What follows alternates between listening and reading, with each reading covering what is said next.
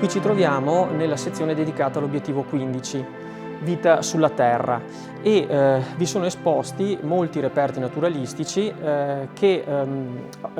raccontano un messaggio molto importante, e cioè la salvaguardia, la tutela delle specie in pericolo in primis, ma in realtà di tutte le specie conosciute e ancora non conosciute che abitano sul nostro pianeta.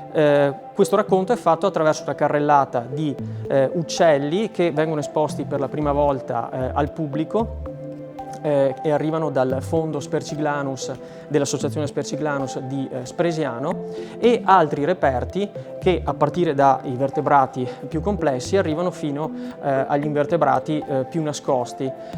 come alcune piccole api e alcuni piccoli vermi. Qui ci troviamo nella sezione dedicata all'obiettivo 14, vita sott'acqua, e questo è uno degli spazi in cui in futuro terremo delle attività per tutti i tipi di pubblico, quindi dai bambini della scuola dell'infanzia fino agli over 99,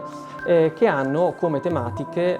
due in particolare: l'importanza del preservare le specie in pericolo e una serie di attività collegate al concetto di beach cleaner, cioè la pulizia delle nostre spiagge, per far riflettere